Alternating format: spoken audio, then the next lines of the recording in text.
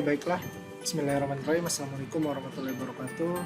Hari ini kita pertemuan kedua ya, mata pelajaran PJOK kelas 9 di hari ini Kamis tanggal 29 Juli 2021. Hari ini kita akan membahas tentang yang namanya taktik bermain sepak bola ya. Untuk itu Bapak akan jelaskan selanjutnya adalah taktik merupakan salah satu faktor penting yang harus dipahami oleh para pemain dalam tim ya. Faktor tersebut menekankan adanya kerjasama tim melalui formasi yang bermain. Nah, formasi bermain ini berhubungan dengan posisi pemain yang sesuai dengan keterampilan yang dimiliki. Nah, jadi dalam satu tim itu dia harus masing-masing memiliki kemampuan di bidangnya masing-masing. Jadi setiap pemain harus mencari dan menentukan posisi bermain yang terbaik untuk dirinya dan timnya, tanpa terlepas dari pantauan pelatih ya. Nah, kemudian jika dilihat dari bentuknya, formasi yang biasa digunakan dalam permainan sepak bola itu misalnya ada 4-4-2 ya, kemudian 3-5-2, kemudian ada 5-4-1. Namun kalau untuk zaman sekarang sepak bola modern, formasi ini mengalami perubahan karena mengikuti keinginan dan kebutuhan taktik serta strategi dari pelatih. Lanjut ya. Posisi pemain sepak bola. Nah, bisa dilihat di gambar ini. Bisa ditelaah, di sini ada posisi GK, DL, DC, DC, DR ya, ML, FC dan lain sebagainya. Nah, dalam gambar ini itu adalah formasi permainan dengan menggunakan taktik 4-4-2. Bapak akan jelaskan posisinya masing-masing ya.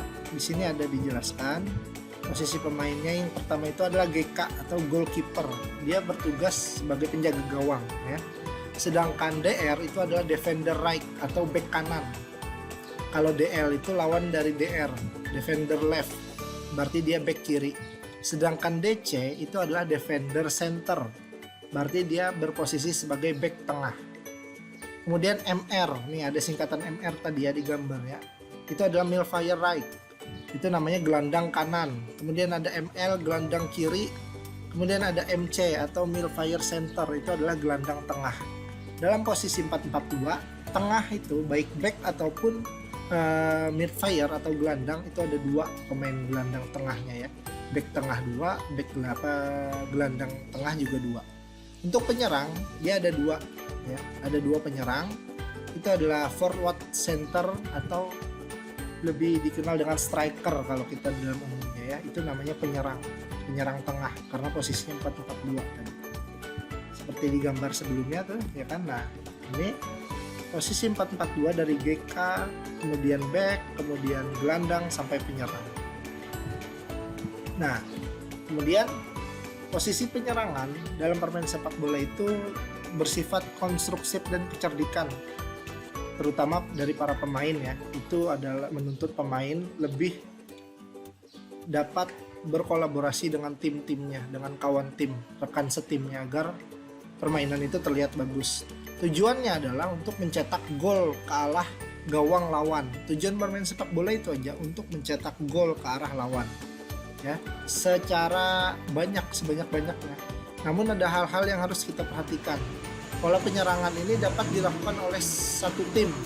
Apabila para pemain dapat mengendalikan permainan di lapangan, maka penyusunan pola penyerangan harus memperhatikan hal-hal sebagai berikut nih. Ada pengatur serangan, pembantu serangan, kemudian ada yang tugasnya menembak atau men-shoot untuk mencetak gol ya.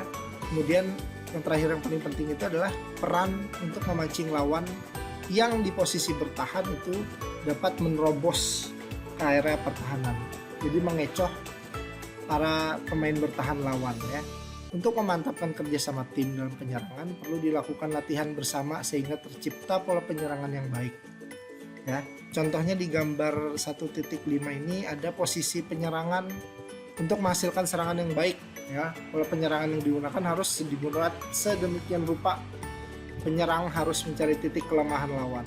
Nah, contohnya ini adalah pola penyerangan 4-3-3. Tadi itu kan ada 4-4-2, sekarang 4-3-3.